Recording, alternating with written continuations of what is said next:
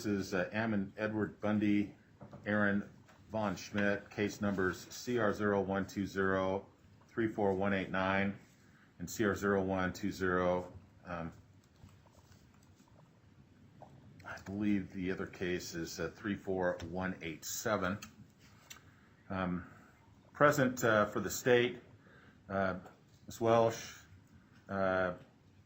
Ms. Engel. The defendants are not present today, even though they had received notice of the trial to commence at 8:15 rather, on this date. I'll make a record of that in just a moment. We also have Ms. Grisham here on behalf of the Associated Press relative to subpoena ducis tecum and subpoena ad testificatum. I'd like to take that issue up first, Ms. Grisham, and if you'd like, I have read the pleadings, and I will hear any further argument you have on the matter.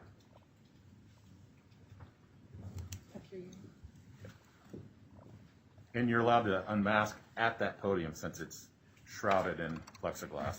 That's wonderful. Thank you, Your Honor. Good morning, everyone. I understand the court has reviewed the pleadings, and I won't be duplicative. I know you have many more matters to address today. The salient points are, Your Honor, that I represent reporter Keith Ridler, a reporter with the Associated Press. Last Wednesday, he was served with a subpoena that the court we have attached to our motion to quash as Exhibit 1. That subpoena requires Mr. Ridler to produce a number of documents, emails, videos, photos, as well as appear for trial this morning at 8:15. By the terms of the subpoena itself, it was to be returned by February 25th. It was originally issued back in January 20th, I believe, but for whatever reason, it was not served for 2 months until just last Wednesday. Your Honor, as we've laid out, we believe that the subpoena is procedurally improper for a number of reasons, including I understand this court has previously entered an order governing proceedings indicating the process by which a party was to seek court permission prior to issuing a subpoena, at least for the documents, prior to trial. And from my review of the extensive docket, I did not see that that had occurred with respect to Mr. Ridler. So for that reason alone, we believe it's improper. The timing of it, Your Honor, we think is incredibly unreasonable just on its face. We were served Wednesday and were asked to produce a number of documents, videos spanning, of course, all the way back to, I believe it's April by the terms of the subpoena. One of the requests asks for the reporter to search records going back to April 15th, 2020 regarding any documents, videos, emails, with respect to any conversations, meetings with Governor Little, Speaker Bedke, Pro Tem Hill, or Blake Higley, or any other ISP officer or any Boise police officer or official regarding Ammon Bundy for the last year. So we think that is overly, it's overbroad, unduly burdensome, and clearly on its face we believe is entirely unreasonable. And then compounding that unreasonableness is the impact that this subpoena has on members of the media, specifically the reporter's privilege that we tried to articulate in a very quick manner, Your Honor. We did this in less than a day after getting the subpoena, putting the motion together. But in essence, the argument is that the members of the press should not be the first line of discovery, whether it's in a criminal case or a civil case. That there is a news gathering privilege that members of the press have. They're there to be observers, neutral observers of newsworthy events, and gather that information and present it. And the law in Idaho protects those activities, including photos, images, notes, documents, and the court has articulated a three-pronged test. It's a qualified privilege. It's not absolute. But we believe in this case, Your Honor, particularly since we haven't even gotten a response to our motion, that there just has been no showing whatsoever that that burden has been met. And we believe it's a high burden in terms of articulating the reasons why a reporter should be compelled to produce his or her work product. And the three-pronged test, Your Honor, just quickly, and I know you reviewed this, the three prongs are that the material sought is clearly relevant to a specific probable violation of law. That's the first element. The second element is that that information cannot be obtained by alternative means less destructive of the First Amendment. I think that is really a key element in this case. It's clear that there were very, very many people, whether they were officials or members of the public, that were present and observed exactly the same type of things that they're seeking from our reporter. I understand that many of them have in fact been subpoenaed and are expected to appear if this case goes to trial, and would be able to talk about that. The third test is that there is a demonstrated compelling and overriding interest in obtaining the information from the reporter. And again, Your Honor, we've laid out each of those elements, and our belief that there's been no showing in this case, let alone a showing that amounts to compelling and overriding the interests in the legitimate interests of a reporter in protecting that information. Beyond the test, Your Honor, I think it is entirely relevant and important for the court to understand the impact that subpoenas like this have on reporters. And I think we've tried to articulate that in pages 6 and 7 of our motion. It is, especially in these days of COVID where there are limited resources and ability to cover things, taking a reporter out of his or her duty is a true impact on that reporter and his or her ability to gather the news. But I think more tangentially, what really affects a reporter is being hailed into court to be used by one side or another to look like they are not the independent party that they are. This very much is a threatening type of response felt by the reporter to be hailed in, especially in a case like this that is very high profile. Just walking in today, I understand that there's some very strong feelings being articulated, and being thrown in the middle of that and being compelled to produce otherwise privileged information very much threatens the independence of a free press and potentially puts journalists at personal risk. And so for all those reasons, Your Honor, we ask that you quash the subpoena in all respects in its entirety. Thank you.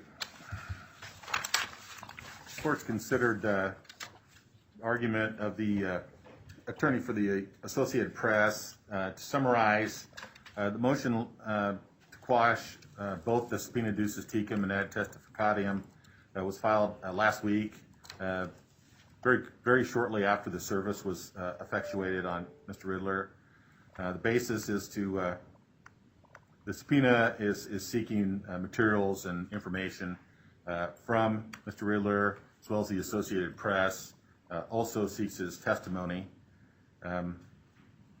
Counsel has filed a motion to quash on a number of grounds. It's unreasonable, oppressive. It's untimely due to the filing of, or the service was March 10, 2020, therefore not providing sufficient notice to comply. It also, with regard to the subpoena ducis tecum, fails to comply with paragraph 6 of the court's order governing further proceedings that requires leave of the court in order to issue and serve those types of subpoenas. It's not in compliance with ICR 49, referencing its counterpart under the civil rules that grants at least 7 days to produce, inspect, or copy the requested information and materials.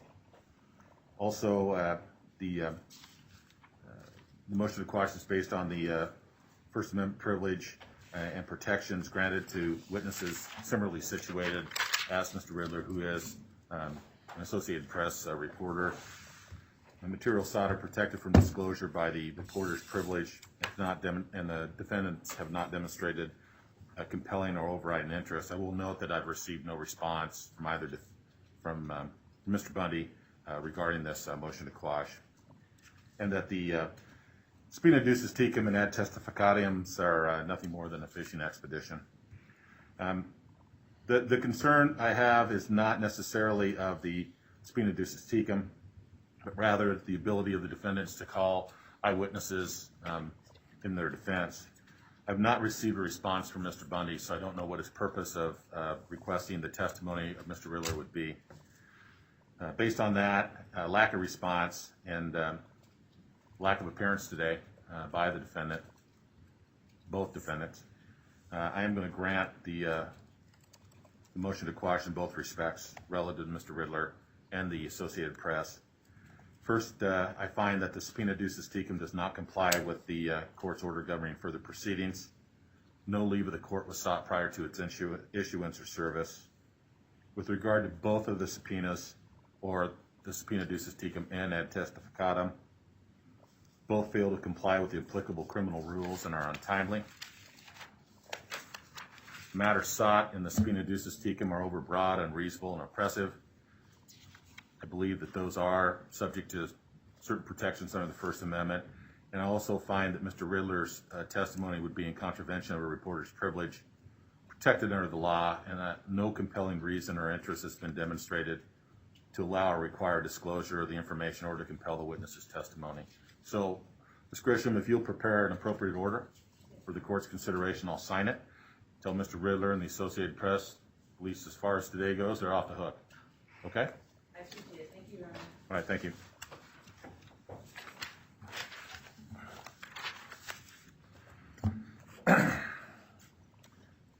The court was going to take up the state's motion in limine, but I think I might reserve that, Ms. Welsh, unless there's some reason that you feel you want to make any record on it.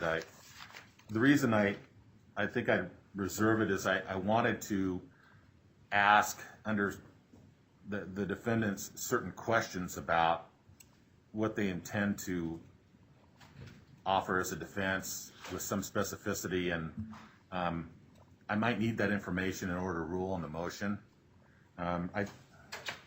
So I don't know what your position is on that. I think that's appropriate. The spirit of the motion in limine was so that we could kind of all get on the same page about what we were going to address and have this trial be about. So I think it would be beneficial to have the defendant's input on that. So I will at least promise the state and the defendants that I will give them a pretrial ruling sufficiently in time before any trial is to be reset, so that you'll at least know the court's position on those matters. Okay. Thank you for Your that. Now I want to take up the issue of the defendant's non-appearance. I'm going to ask that Deputy Berquist come forward, take the oath, and I'll ask him a couple questions just generally about the situation in order for the court to rule.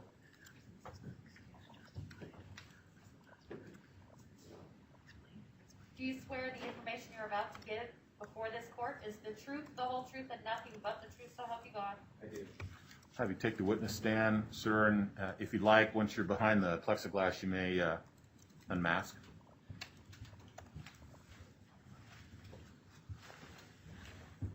And for the record, could I have you state your full name and spell the last? Dana Borgquist, Borgquist.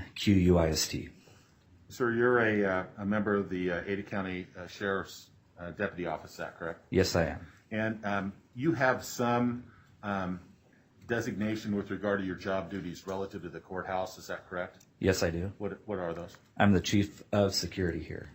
And you've been on duty today? Yes, I have. And have you? Could you share with us your observations of?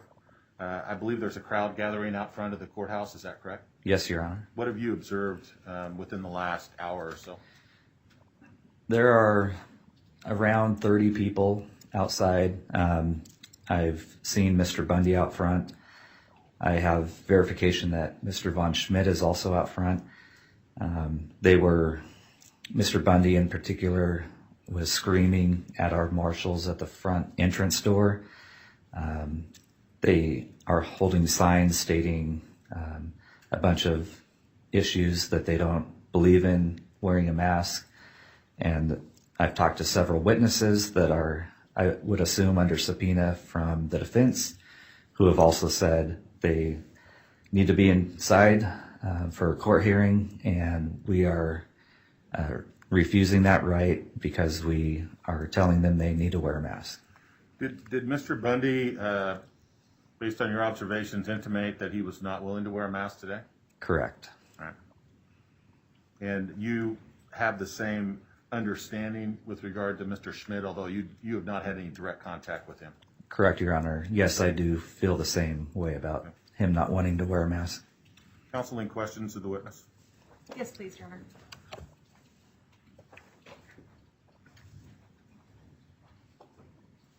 Lieutenant Borgquist, you said that you spoke with Ammon Bundy, is that correct? I did not speak to him personally. I was right on the other side of the glass door so I could hear what he was saying. Okay.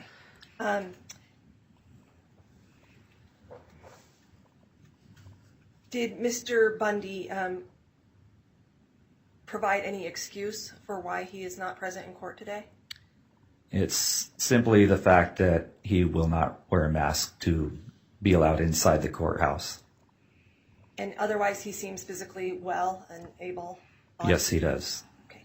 And I understand you didn't see Mr. Von Schmidt, but you were receiving intelligence from other Ada County Sheriff's deputies? Correct.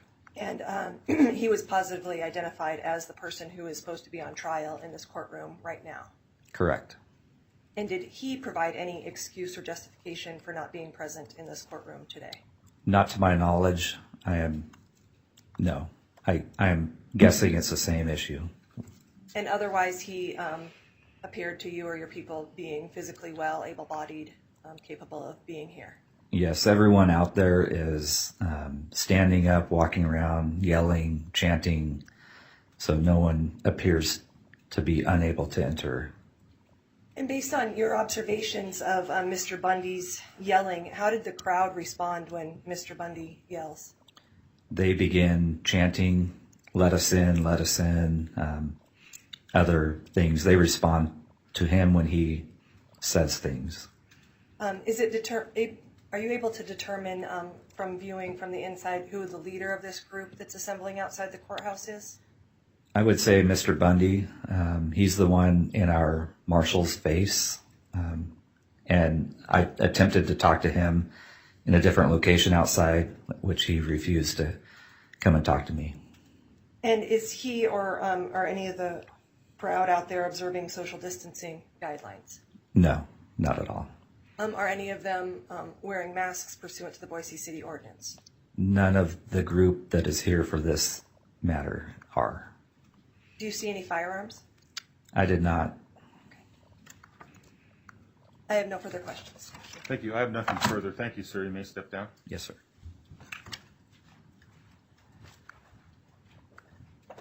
Court notes that notice has been provided previously to both defendants as to their obligation to personally appear at this trial, 8:15 this morning in the Ada County Courthouse. It is now 9:23. Both defendants have failed to appear. The court finds that the non-appearance of both Mr. Bundy and Mr. Schmidt are neither justified, excused, nor explained. Does the state have any comment or recommendation?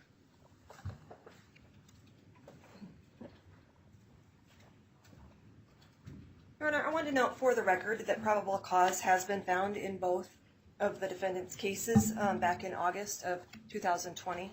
So pursuant to Idaho Criminal Rule 4 and 5, the court is authorized to issue a bench warrant at this time.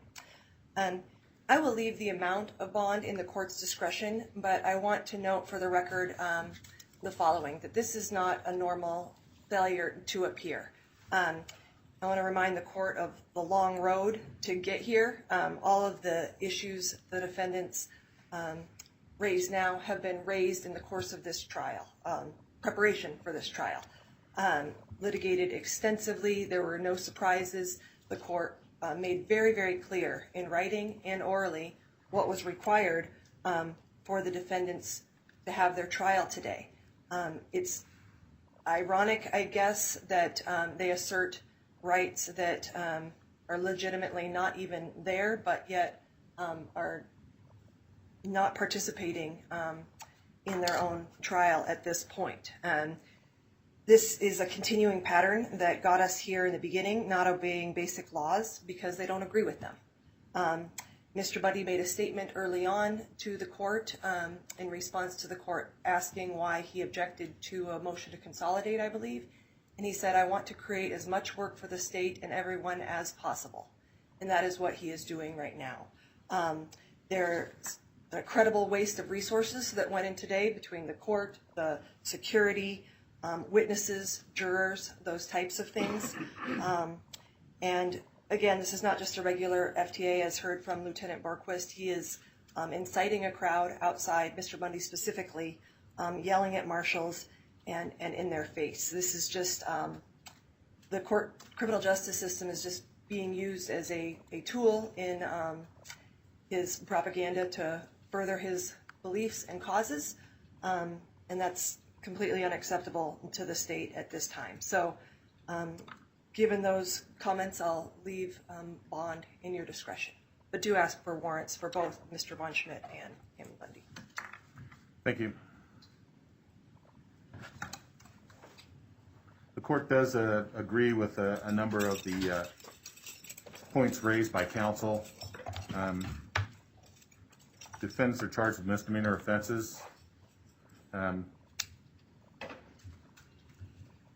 However, they were advised previously as to the court's requirement to wear a mask. In fact, I reiterated that at the status conference last week.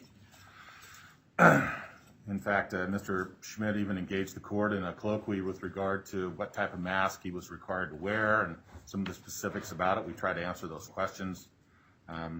This court anticipated that the defendants were going to appear today wearing masks and proceed to trial. A number of preparations have been made for that purpose. I have to balance the fact of what these charges are with, the gravity of the failure to appear. But I'm going to do this. I am going to issue bench warrants for both Mr. Bundy and Mr. Schmidt for their non-appearance today. They've failed to appear in court as previously ordered. I've received sworn testimony that they are outside of the courthouse, that they are refusing to wear masks to gain entry into the courthouse at this time. I'm going to set bonds in the amount of $10,000 on each of their warrants, and I will also seek to have some specific conditions placed on their release should they be arrested and appear before a magistrate at arraignment relative to their order to comply with the mask requirement. I want to ensure that in the future, if they fail to comply with the court's mask requirement, should it still be in effect for the next in-person hearing, that this court will have the right to hold them in custody until they purge themselves of that event. Right now, I don't have that authority, I believe, under the applicable criminal rule, because this is simply a failure to appear. However, I intend on giving the court some more teeth with regard to enforcement of that requirement, as long as that is still the requirement to appear in person. I also note for the record that the court engaged parties early on in the case and sought if we could come to some alternative of having to wear a mask. I proposed a face shield and some other matters, and apparently that was not acceptable to the defendants. So $10,000 cash or surety, each bond on each warrant. That'll be the order of the court. We'll vacate the trial for today. Thank you, counsel.